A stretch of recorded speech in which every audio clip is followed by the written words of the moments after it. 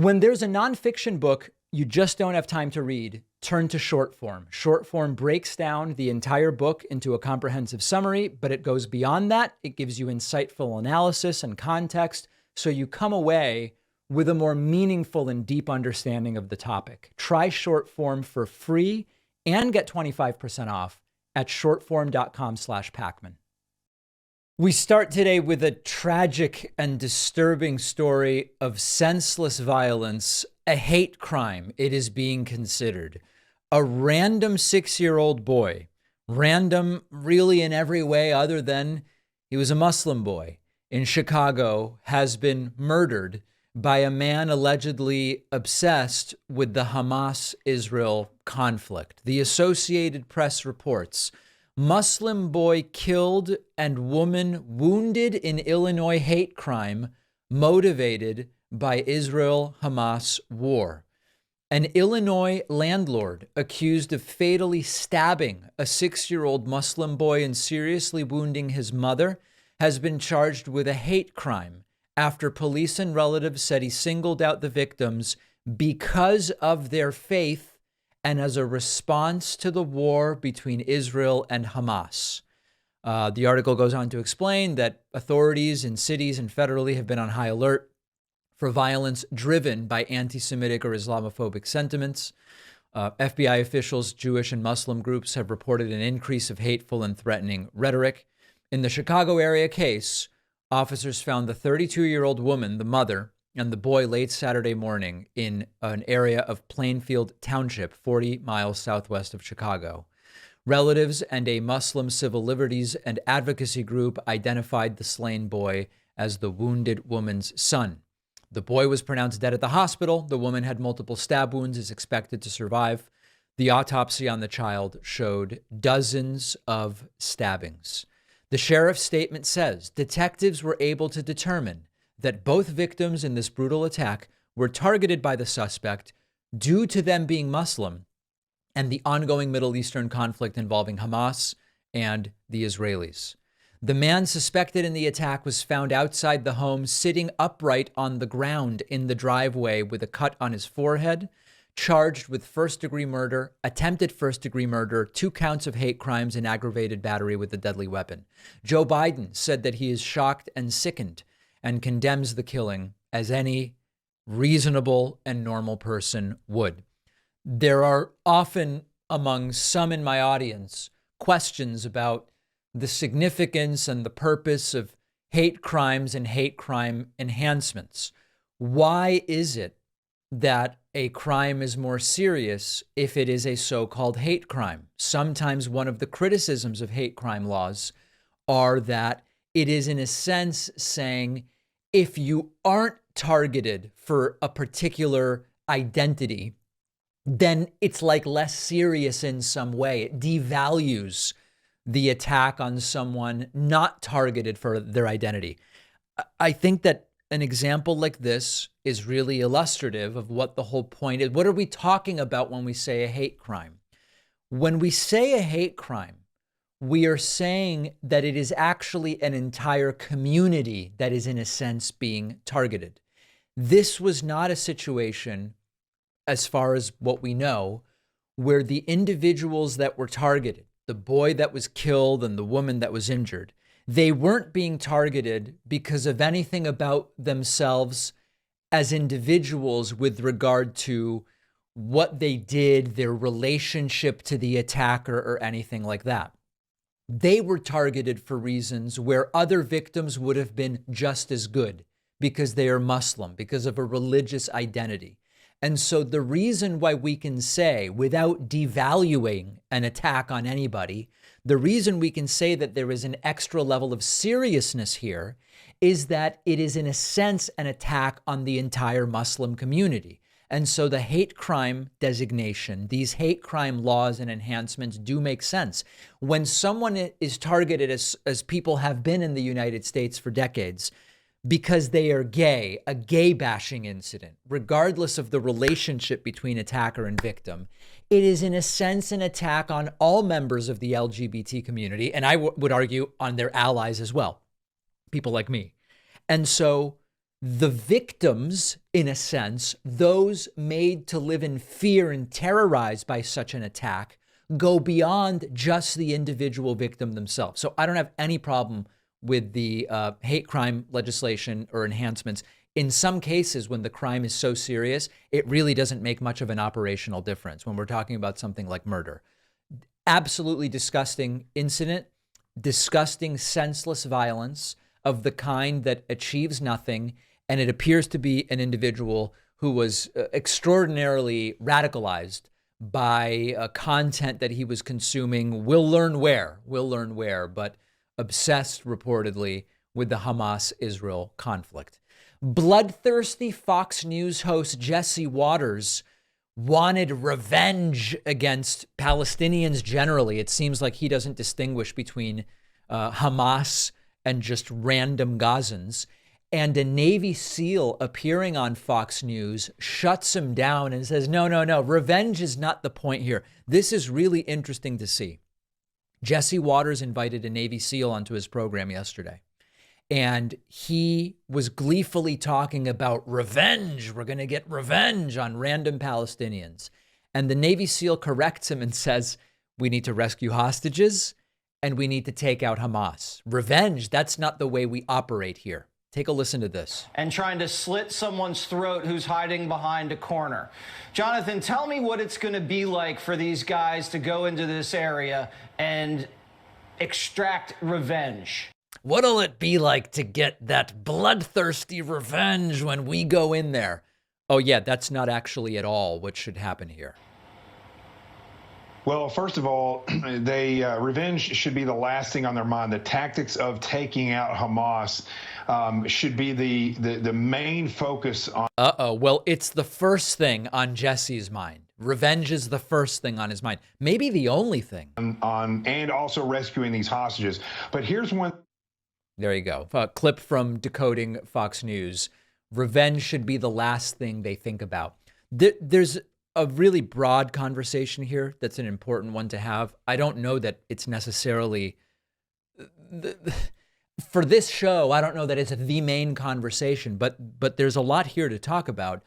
War and conflict can simultaneously be tragic in every single way with regard to the loss of life and violence that they bring, and also can conform to certain guidelines, like it's not about personal scores to be settled or extracting revenge. And the Jesse Waters perspective on this is not only dangerous, but it's also completely counterproductive. Because when we approach a conflict, especially when we're looking at one that's as historically and politically charged as the Israeli-Palestinian conflict, it's particularly critical to differentiate between the actions of a militant group and the civilian population. Now, there are shades of gray in the sense that Hamas as an organization has objectives and strategies. They have tactics they're willing to employ, including brutalizing and killing children and random civilians, etc., holding hostages and all of it. You then have Palestinians at large, innocent civilians, who should not bear the brunt of collective punishment. And then you have the reality that some portion of Gazans support and love what Hamas is doing, even though they aren't taking action themselves. And people like Jesse Waters believe that they should be on the side of being fair game as combatants, even though by all reasonable assessments, they are not. It's heartening to see this Navy SEAL, with his background and experience, instantly recognize how wrong Jesse is and emphasize this is about who actually did the thing. It's Hamas. And then the hostages. And that's an approach that's much more in line with international humanitarian laws and principles. In a way, it's kind of crazy to say these are the rules of war. But at the same time, if we say, who cares about that? Then we are actually going down a path to the Jesse Waters extracting revenge ideology. And good for the Navy SEAL for putting that forward. And listen, there is no, I know that there are people in my audience who seek or believe that they have found the ultimate truth about the Israeli-Palestinian conflict fully contextualized. They believe that they've included all of the relevant context and excluded all of the irrelevant context. We have a situation here of decades of grievances upon grievances, mistrust, trauma on both sides. And when you see someone like Jesse Waters promote violence and the idea of extracting revenge, it moves us away from the direction we need to go. Hamas moves us away. Benjamin Netanyahu moves us away. There's lots of factors moving us away. And Jesse Waters' bloodthirsty desire to see revenge extracted only does more of that. Joe Biden raised almost 3 times as much money as Donald Trump in the third quarter of this year. We are close enough to this election that these are not merely curiosities when we look at these numbers. Take a look at this. The New York Times report says Biden campaign raises $71.3 million, far outpacing Trump and the Republican field. These are insane numbers, okay? Biden's re-election campaign raised $71.3 million alongside the DNC and a joint fundraising committee during the 3-month period ending at the end of September. That eclipses what the Republican rivals have amassed, but it does fall short of where Trump was in fundraising at this point 4 years ago. The campaign said that the 3 fundraising vehicles now have over $90 million in cash on hand. They didn't disclose how it's divided up among those 3 fundraising elements. Now, at this point in 2020, Trump had raised, well, really 2019, Trump had raised $125 million in combination with the RNC. It is more than what Obama had raised at this point in 2012, which was $70 million. But the critical part of this is how much more money this is than Donald Trump has raised. Trump's campaign reported it raised $45 million, $37 million cash on hand. DeSantis raised 15. Nikki Haley raised 11. Tim Scott had 11 million of cash on hand. These are absolutely crazy numbers. Now, what's the counterpoint to this? Because what we are trying to do is ask, can we see these numbers as a proxy to enthusiasm? One of the difficulties is Joe Biden is the presumptive Democratic nominee and Trump is just one candidate. You can kind of argue against both of those statements, though. You do have Marianne Williamson and you had RFK running against Biden in the Democratic primary. They aren't particularly credible or strong candidates, however. On the other hand, on the Republican side, the argument that Trump is only one of many candidates, if you look at the polling, Trump, by all stretches of the imagination, is the presumptive Republican nominee unless something changes. So this is late enough in the game that Trump's lead is presumably presumptive and Biden is raising almost as much money as all of the Republican candidates combined.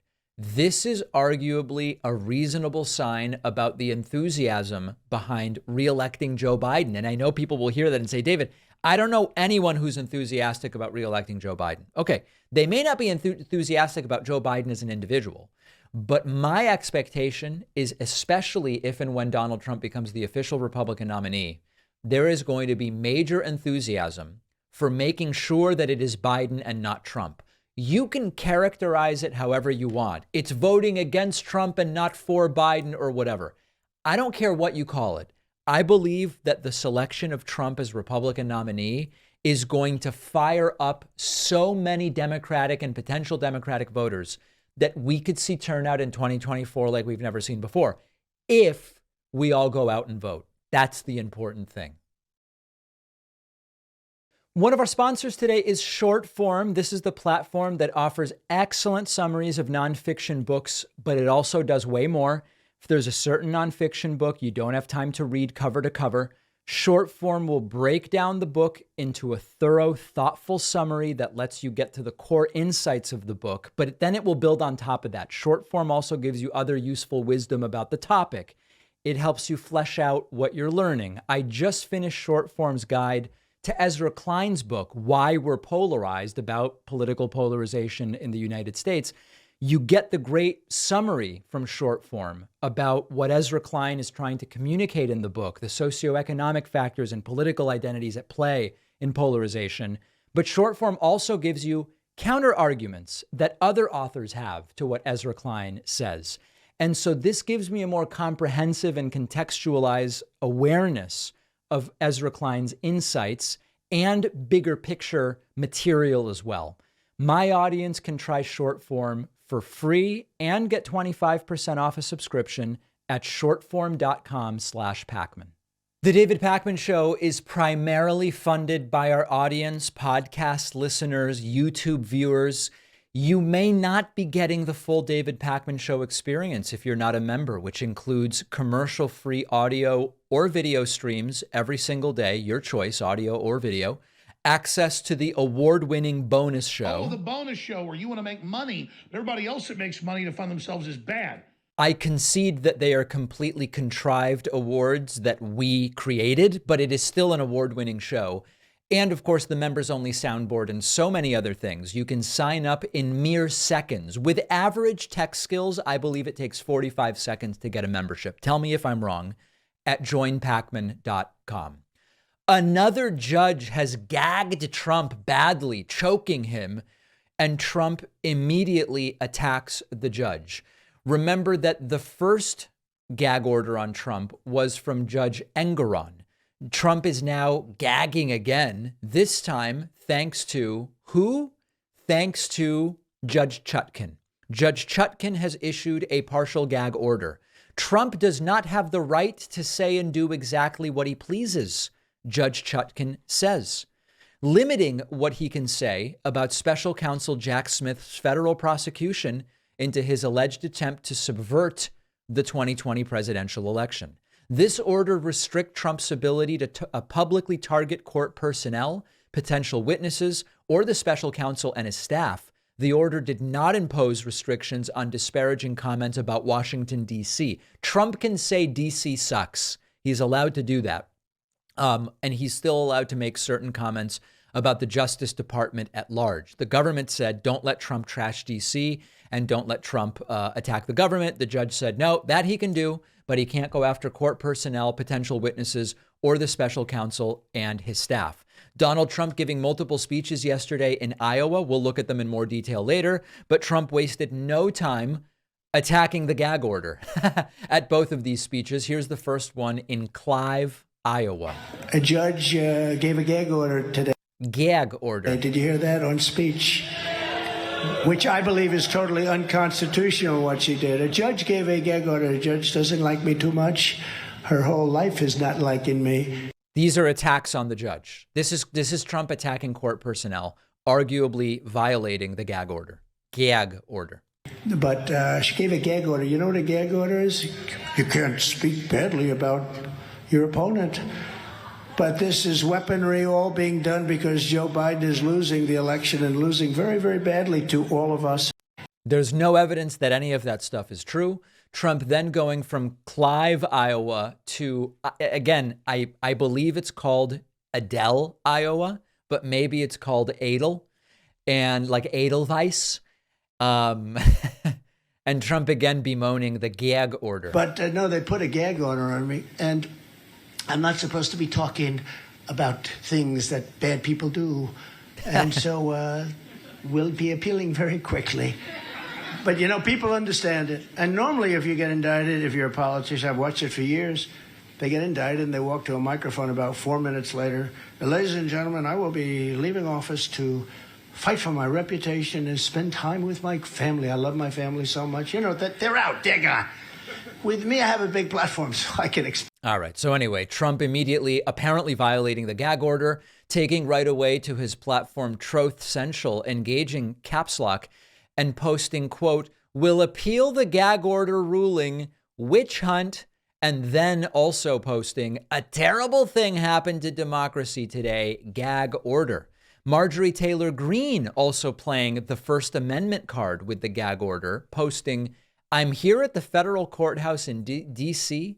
as a member of the Oversight Committee to see if Judge Chutkan is really going to destroy the First Amendment, free speech rights of former President Trump and leading candidate for president in 2024. Now, a couple different things. Unlike other elements that Trump said he would appeal in the past. You might remember when one judge set the trial date, Trump said he would appeal it. There's no process for that. There's no process for appealing a trial date. There is a process for appealing a gag order. So apparently he's going to be doing that. Now let's address the First Amendment issue. The argument that Marjorie Trader Greene and others are making is that by imposing a gag order on Trump in this fashion, it is the government limiting what Trump can say, and therefore his free speech has been violated. His First Amendment rights have been violated. This is, of course, not true. Barring a criminal defendant from publicly criticizing court personnel, including prosecutor, judge, etc., is not unconstitutional. It is not unconstitutional. It is an incorrect legal analysis. This guy, Mike Davis, also made it, saying, quote, barring a criminal defendant from publicly criticizing the prosecutor and judge is clearly unconstitutional. Gagging a presidential candidate is what happens in third world Marxist hellholes. The D.C. Circuit must fix D.C. Obama Judge Tanya Chutkan's erroneous ruling. Courts can issue gag orders in certain circumstances. In particular, gag orders can be issued to protect the fairness of a trial, the rights of the defendant. It does not violate the First Amendment.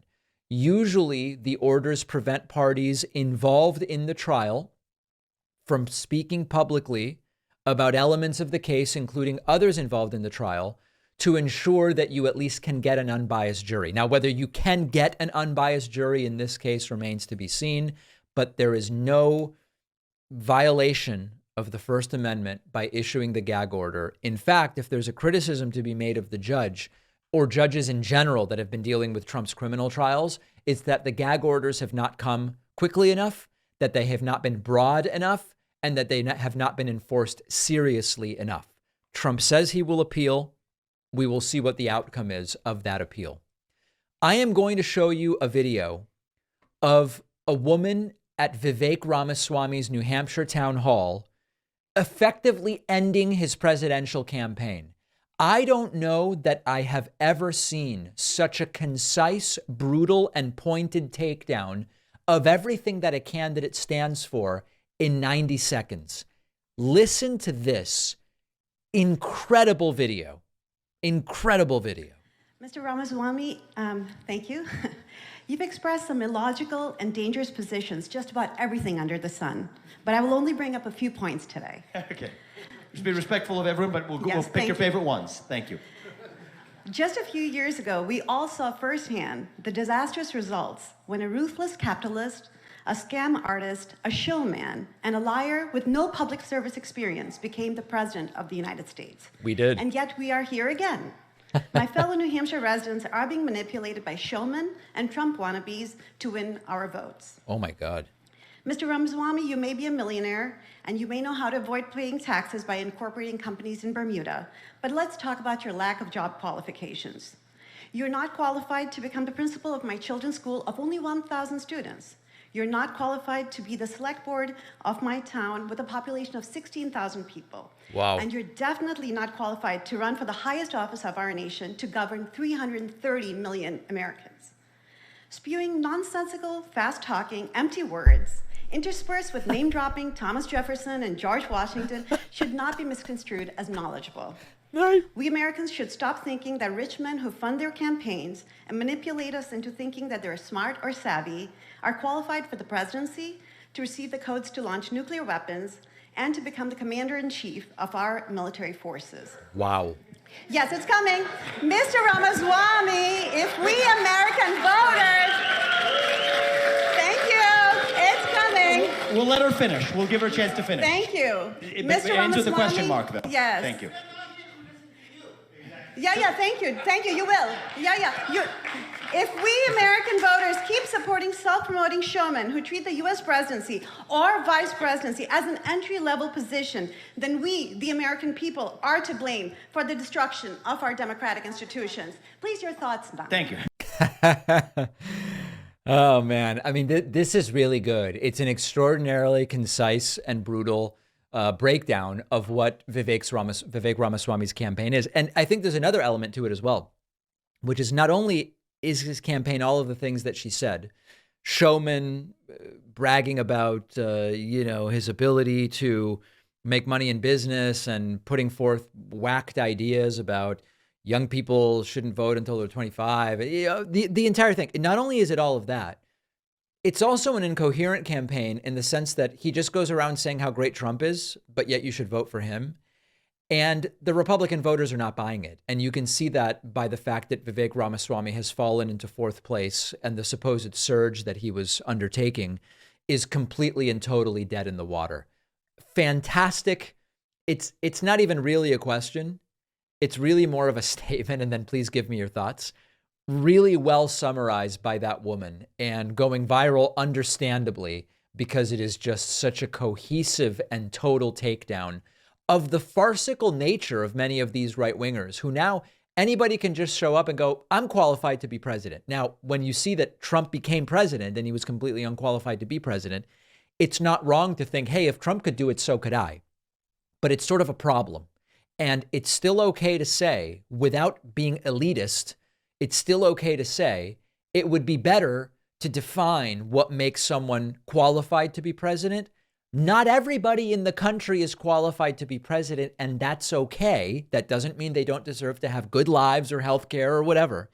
But we have to be able to say, not everybody's qualified to be president, and Vivek Ramaswamy certainly is not. Don't forget that the best way to support the David Pakman Show is by becoming a member, which gives you access to the daily bonus show, the regular show with no commercials.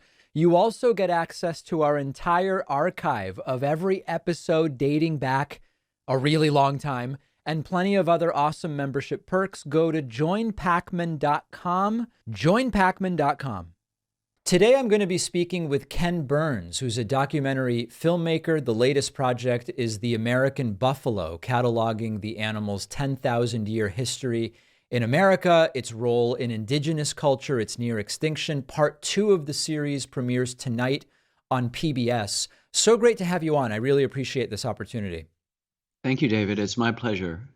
So to start with, the buffalo, I mean, how do you choose what projects you want to explore in the level of depth that you explore them in these works that you do? What's interesting about this, and in general, what's your philosophy for choosing what to work on?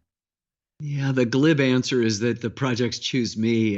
There's thousands of ideas that you have in your head. When it drops down to your heart or your gut, you want to do it. I've been thinking about this. The story of the buffalo has been in my gut for more than 30 years. We've done films on the out west, called The West, that featured the buffalo. We did Lewis and Clark that featured the buffalo. We did much more in our national parks. But we wanted to do a standalone biography because we knew it would be a way to rearrange people's molecules to understand the particular relationship this animal had with native peoples for 10,000 years, and then the huge traumatic disruption with their near extinction at the end of the 19th century. And that to understand the way in which the buffalo figured not just in the subsistence of native tribes, but in their folk ways, their life ways, and their spiritual, in some cases, their creation stories. And that's a central thing. And we wanted to,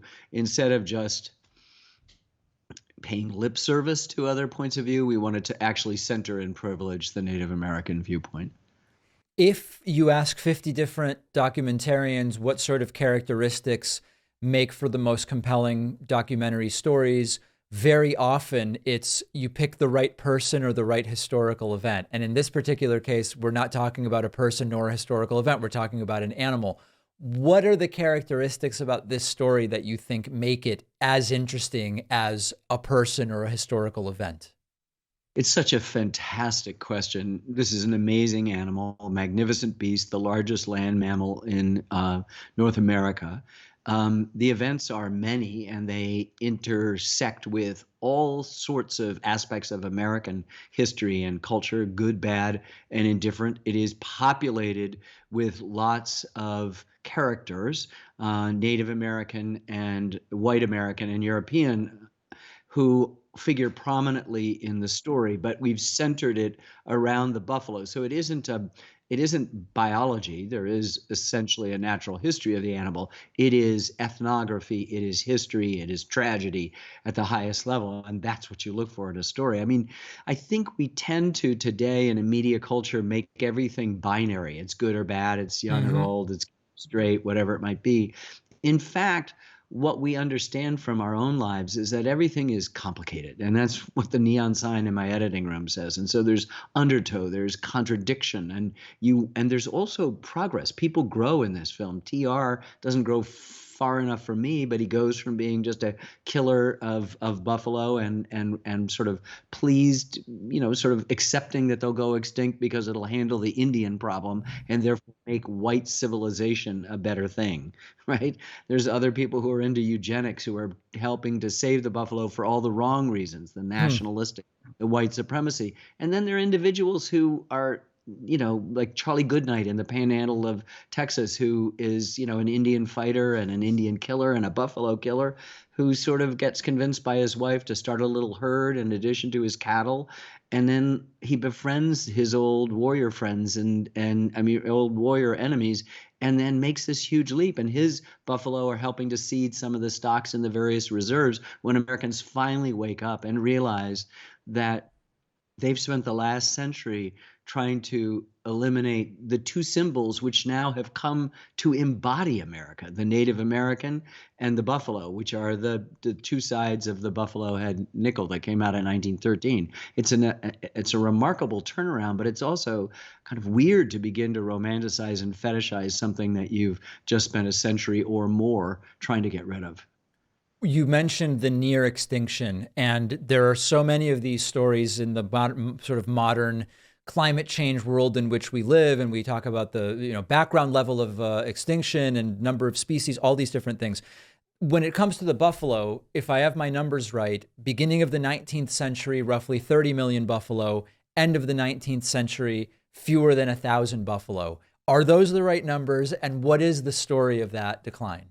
Yeah, so you basically hit it. We don't really know. Maybe pre-Columbian, there's 60, maybe 70. We just have no way of knowing. By the beginning of the 19th century, which is when Lewis and Clark begins exploring the Great Plains, the buffalo have been shrunk to the Great Plains. They were in the East, fully in the East, and they're probably 30 or 35 million. By the mid-1880s, they can't find any. And there's less than 1,000 in Lateran zoos or in private collections, maybe, a couple hundred in Yellowstone, but under severe pressure from poachers. What happened was market. Whenever you commodify an animal, it's gone. And the slaughter of the buffalo represents the largest killing destruction of wildlife in the history of the world.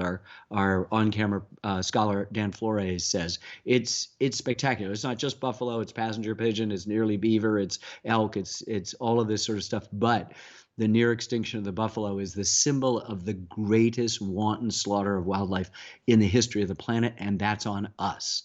And then all of a sudden, some people, for a variety of reasons and motives, as I suggested, begin to kind of claw it back from that. And I do agree that in some ways, this unbelievable tragedy in which the market pressures to get the leather skins for the belts that ran the machines of the Industrial Revolution after the Second World War, they just go out there, the hide hunters, by the thousands and kill them by the millions and leave 800 pounds of meat in the head and the horns, where the native peoples were using everything from the tail to the snout, making their clothing, their moccasins, their tools, their weapons, in addition to their sustenance. And as I said, at the center of their spiritual lives as well, and spiritual practices as well. So you're leaving these carcasses to rot by the millions on the thing. And then finally somebody decides there's money to be made in a nascent chemical industry with the bone. So they get imported and more money is made that.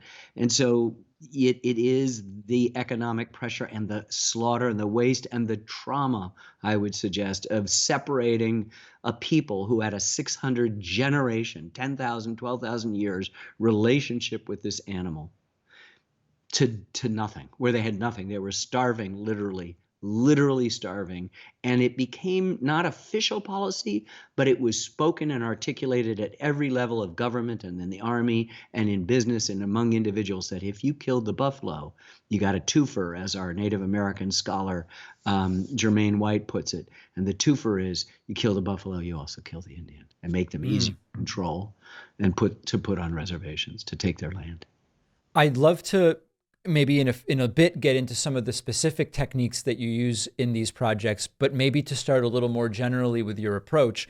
This is, of course, a story that, like many of the ones you work on, could be told from a number of different perspectives. Where the story starts and ends could differ depending on what one's approach and the sort of message that one wants to get across. When you lay out a series, are you first starting to think about where you want to start and end and the story you want to tell? Or will you start with a vignette that's maybe in the middle and then use that to inform how you want to lay out the entire series? Like, how do you think about that, especially when there's so much material, interviews, archival footage, etc.? So I'm speaking to you from New Hampshire. We make maple syrup. It takes 40 gallons of sap to make 1 gallon of maple syrup. We do a lot of collecting. We don't decide in advance. Some people have a set research, a set writing that creates a script that informs the shooting and the editing done. Right. We never stop researching. We never stop writing. History is basically and then and then and then. So we knew that we were going to take it 10,000, 12,000 years in the past, bring it up. We knew that since the significant slaughter occurs in the 19th century, that we would focus on that, but then we would extend into the 20th century and the efforts to save. And we did save. This is a parable of de-extinction. There is climate change going on right now. There will be large charismatic mammals, as the buffalo are called, that are going to be threatened with extinction. And we do have a model. It may not apply. One size will not fit all. We do have a model to do that. And we began to think that the two parts of our film were the first 2 acts of a 3-act play. We've saved the buffalo. They're not in danger of going extinct at the moment. But there's only 350,000 out of what was, tens and tens and tens of millions. And the question is, do we want them as a zoo, a display animal, or do we want them to roam wild and free? Do we have the courage to create the habitats and to create the ecosystems large enough so that we can live out the meaning of FDR's Franklin Delano Roosevelt's favorite song, "Oh, Give Me a Home Where the Buffalo Roam and the Deer and the Antelope Play." And that's the activities of some NGOs, but also more than 80 Native American tribes that now have herds of their own and are beginning to rematriate the animals that they have to other tribes that may have been separated for even longer than the 150 years that since the trauma took place. And so, it's a great story, and it's one that's still being written. So for us as historical filmmakers, we knew we needed to end in a kind of impressionistic recent past. In fact, our film sort of ends, in a kind of structural way in the 1930s when the buffalo is saved. But we range up to the present now and consider those questions of what that third act might be. And at the same time, we spend a lot of time. Now, as for a little vignette, I insisted that our prologue be about Lewis and Clark encountering millions. And then just 80 years later, less than 80 years later, another expedition coming into the exact same place to get buffalo to stuff for the Museum of Natural History in New York couldn't find one. And so it's between that American sort of posts that we do the very short prologue, and then we throw it into the Native American relationship with the buffalo, and what kind of animal it is and what their ancestors were and what the Native Americans felt. And it's not they, because there's 300 nations in the United States and dozens of plain tribes that have different folkways, and sometimes they're linguistically different the way French and German are different. So you have to not say they're the original Americans. A few questions on some of the techniques you use. I'm sure you've been asked about this a bunch of times, but this distinct technique you use, known to many as the Ken Burns effect, archival photo, slow pan, voiceover narration. Many amateur documentarians will say The motivation is you don't have video. You need to figure out some way to keep moving the story forward because you don't have video of the thing. So that's the way you do it. And instead of having the still image, you pan. What was the motivation for that technique? Well, there's lots of motivations, and one is really to wake the past up. A still photograph is a representation of a once moving moment. So you have to not only film it with an energetic, exploring eye that has, like a feature filmmaker, a master shot, a long shot, a medium shot, a close shot, a tilt, a pan, a reveal, a zoom out, inserts of details. But you're also listening to it. You know, is the buffalo snorting? Are they stampeding? Is the rifle firing? Is the in another film of the cannon, going off? Are the troops tramping? I mean, these are all the things you sort of ask yourself, and it's an attempt to wake the dead. It's an attempt to wake this up, and it's not just because you don't have moving pictures. That's the least of the problems. I'm making a film on the American Revolution. There are no photographs, period. Right? So you've got paintings and drawings, and you're doing the same thing. We supplement, in this case, with lots of live cinematography. We went out where the buffalo are now, from the southern to the central to the northern plains, to places that Native Americans are overseeing, to Yellowstone National Park and other federal sites, to private herds that are in the Dakotas and in Montana and Wyoming. So we're just going around and seeing them, and they're standing in for that footage. But by no means do we see it as a deficit. If you're a filmmaker,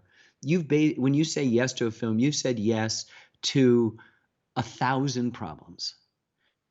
If you see a problem as pejorative, then don't get into filmmaking. But if you see it as just the necessary and inevitable friction that, say, a runner does every time they lift their foot up and put it down, then you're okay. You see it as something to overcome. And so it doesn't matter. Sometimes you don't have any witnesses who are still alive. And so in this case, you talk to Native American people, scholars in many cases, as well as other scholars, and retired park ranger, the Kiowa poet M. Scott Momaday, other people who bring the story to life. And we also have first-person voices reading the Native Americans and Americans who were engaged in this tragedy that then, at the end, offers us some hope. You've produced these wide-ranging projects over a period of many decades, and the technology that's available today is very different than what was available when you started this. Has modern technology, by which I mean high-speed internet, availability of smartphone footage everywhere, availability of archival footage that you can find from a laptop in a coffee shop rather than maybe having to travel, however you want to interpret it, things that are available now that were not available before. Has this really changed your process and or the way you produce these films? It has, of course, just as it has changed everybody's lives, but we've resisted it. We've been really, really insistent that the tail of technology not wag the dog ought to wag the tail. So I was 10 years late in switching to digital editing. 10 years after that I gave up actually shooting film and accepted the fact that we were going to shoot digitally.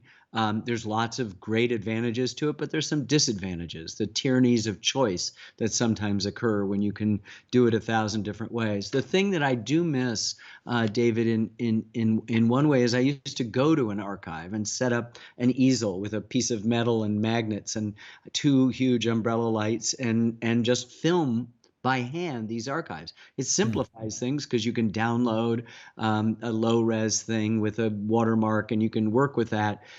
But, you can do moves within the programs that are in our digital editing things, but they're not the scene movements that we used to do by animating either by hand or with an animation stand. And so there are some trade-offs. It's hard for most people to notice them, but I've been very insistent that we direct this. And so they're still handmade, they're still old-fashionedly done, and yet we can take advantage of the idea that you can sit and get access, or take a scanner and go to an archive, and one person can scan 10,000 images over a couple of weeks, and I don't have to choose the 1,000 images of those and make all the different shots. Something's lost. More often than not, a lot more is gained. But we're prudent and we're careful, because I think too often the bells and whistles of technology sometimes get in the way of the complicated, ancient laws of storytelling. I mean, look, everybody obeys the same laws, even when they're consciously disobeying them. And those go back to Aristotle, you could say, his poetics, a beginning, a middle, and end, a climax, a denouement, character, antagonist, protagonist, character development, and then. And I don't care if you're, Quentin Tarantino in Pulp Fiction and fussing with that, or you're a novelist who doesn't use a chapter, you're still, the way we talk to one another is that, honey, how was your day? Does not begin, I back slowly down the driveway, avoiding the garbage can at the curb. Unless somebody T-bones you, and this is exactly what you say. What you do is you edit human experience. So we gather as much material, to go back to your earlier thing, as possible, and then we just start working on it. And the material itself begins to speak to us. We don't ever talk to a talking head and say, look, can you get us from paragraph 2 to paragraph 3 on page 6 of episode 2? Every time you see a talking head, it's a happy accident. It worked. We tried it here, didn't work. We moved it here, it did work. And that's why you're seeing it there. It's not because somebody was, in a kind of paint by numbers, cookie cutter thing, and I have colleagues who do that. They say, that was terrific. Can you say it again a little bit shorter? Oh, that was great. But could you end the way you did the first time? Perfect. And moving on. Whatever we get, and the question is whatever we get. And so that's why there is 39 gallons of sap. That's not bad stuff. It's all good stuff. The cutting room floor here does not have bad stuff. It has only good stuff. It is just what works, what fits, what keeps your attention, what draws you to the story. And these are worked on over many, many years. One of the reasons I've stayed in PBS is that I could be free of so many of the pressures of the marketplace, which would demand, I could walk into a premium cable or a streaming service and get $30 million to do our Vietnam film that came out in 2017. But they wouldn't give me the 10 and a half years we spent working on it. Right. They say we want it in 2 years, and that film would not be the definitive film that we actually turned out, and is still in usage, and is still probably the one-stop aggregation of the latest scholarship on the Vietnam War, that which is rare for a film to be able to say that 6 years after its broadcast. Part 2 of The American Buffalo premieres tonight on PBS. We've been speaking with documentary filmmaker Ken Burns. So appreciate your time and insights today. It's my pleasure. Thank you for having me, David. If you value what we do at The David Pakman Show, remember to support us on Patreon. Go to patreon.com/David Pakman Show, where you can get access to behind-the-scenes videos, the daily bonus show, the commercial-free daily show, as well as special discounts on merch, including hats, hoodies, mugs, and t-shirts. You can support the show for as little as $2 a month. Check it out at patreon.com/David Pakman Show. Failed former President Donald Trump gave 2 particularly difficult to watch speeches yesterday in Iowa, one in Clive, Iowa, and the other in Adel or Adel, Iowa. Still working on that pronunciation. Something is very wrong here. And I don't know if it's the pressure of the criminal trials getting to Trump. I don't know if it's age related. I don't know what it is. But Trump very, very much struggling to speak, sweaty and slurring. Here he is once again. I mean, I don't think this needs any introduction. Listen to this. I withdrew from the Iran nuclear deal, crushed the murderous Iranian regime with sanctions, and starved Hamas. And we took Hamas and Hezbollah and all. I don't know why instead of Hamas, it's Hamas with a slur. Hamas. It's very strange, and I am not qualified to explain what it is that is going on. Trump glitching badly, trying to take credit for bringing back Christmas. Used to be that was a wonderful thing. Today you take heat. We'll turn that around. Just like I said years ago, we're going to turn Christmas around. Remember, the department stores they refused to use the word Christmas. They wouldn't say Merry Christmas. They'd say Happy New Year. They'd have red. They'd have everything perfect. I said, where's Christmas? And by the time we finished, they all had Christmas up there. While discussing the very serious topic of deaths in Israel, Trump gets distracted by a fly that is near his head and then is completely derailed in his speech. Who sympathize with this are sick.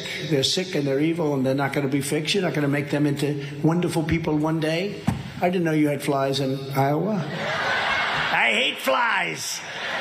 Now, I'll get in trouble for saying that. Cruelty to animals. No, it's true. You know, I said the other day, I was at a place, and it was a beautiful place, but they had, like, flies.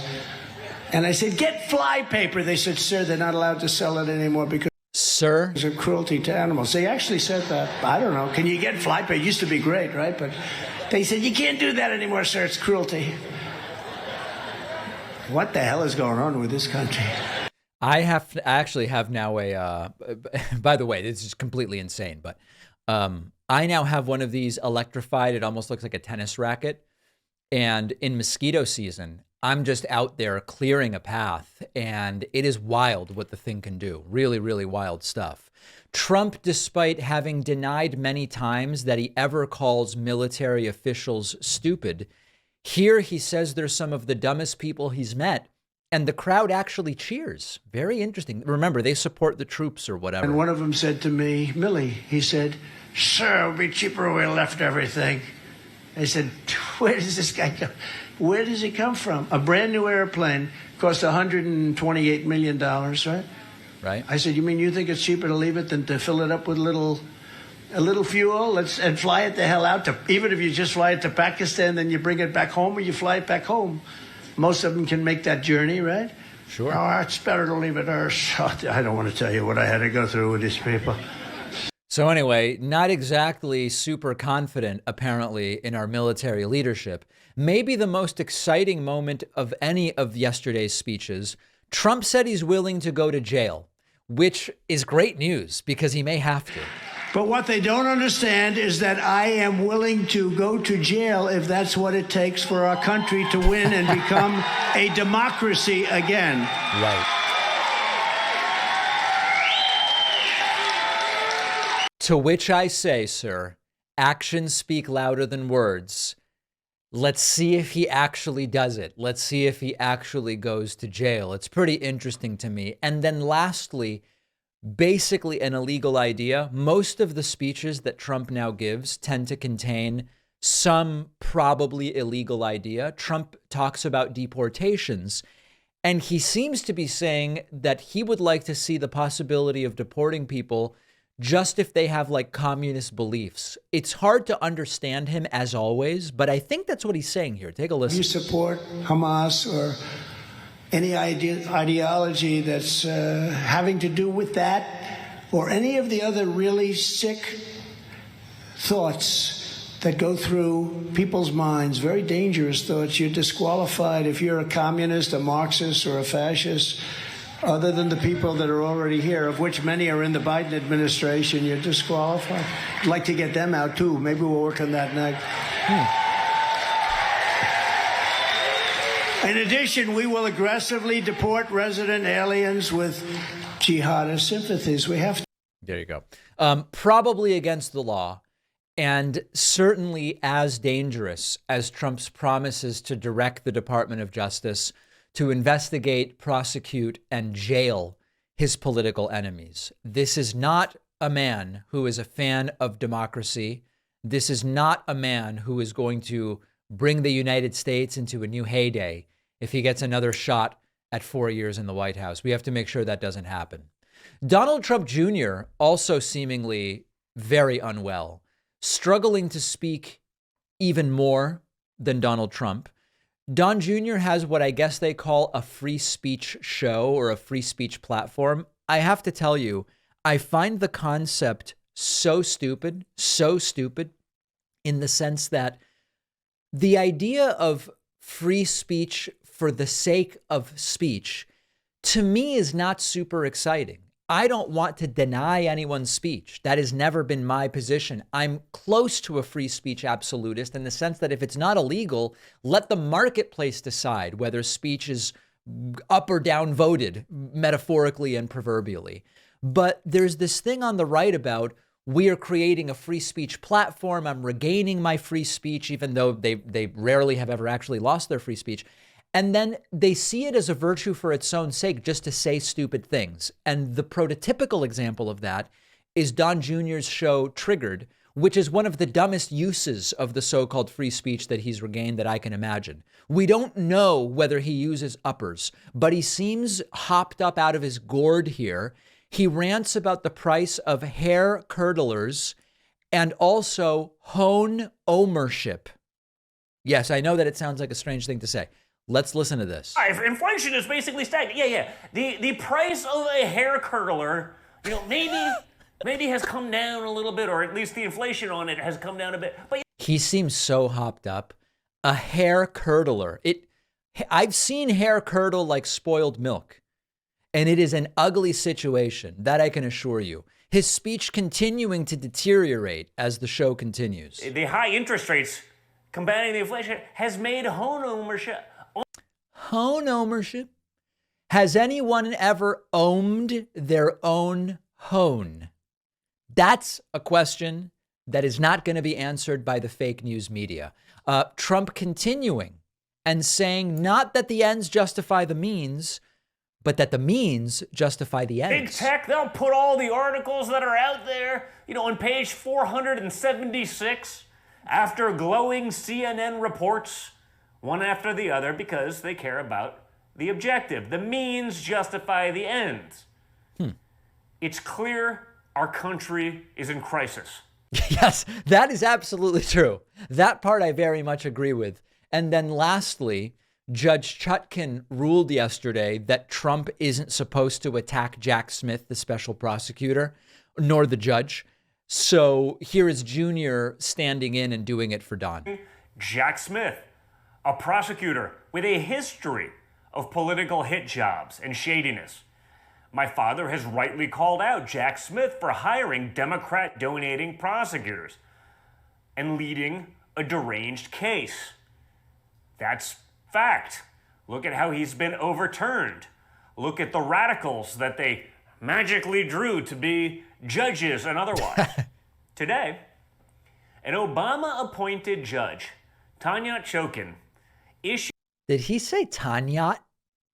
Tanya Chutkan? A gag order that said my father can no longer criticize Jack Smith or his deputies. Think about that, folks. America in 2023. Yeah. This show is nuts. And one of the things that I find really interesting about these shows is that they're so stupid and boring that it's hard to imagine who even would watch it. And listen, there are so many choices for things people can watch. I don't claim that my show is the most entertaining or informative or insight. I don't claim any particular accolade for this show, but we've built an audience and the numbers are mostly public. I don't know who possibly would watch this John Jr. thing, but it's really hard to imagine him having a fan base of the sort that welcomes this sort of drivel. So that's what he's up to, seemingly hopped up out of his gourd. And what honestly is happening behind the scenes, I don't know. We have a voicemail number. That number is 219-2-DAVID-P.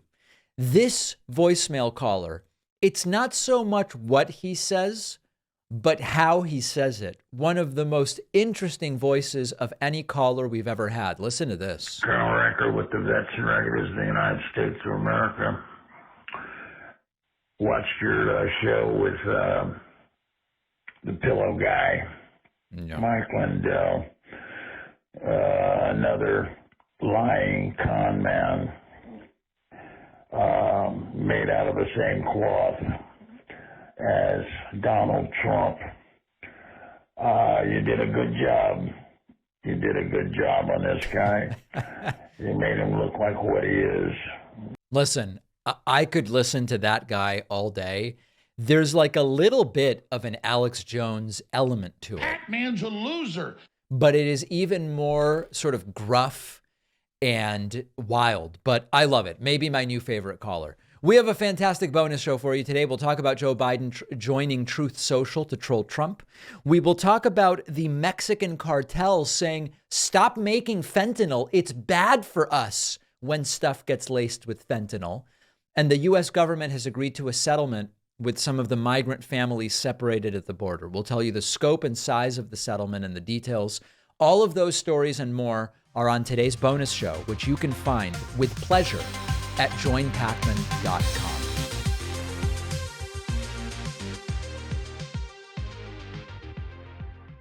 Thanks a lot for watching today's show. I just want to take a second to tell you about today's sponsors. When there's a nonfiction book you just don't have time to read, turn to short form. Short form breaks down the entire book into a comprehensive summary, but it goes beyond that. It gives you insightful analysis and context, so you come away with a more meaningful and deep understanding of the topic. Try short form for free and get 25% off at shortform.com/Pacman.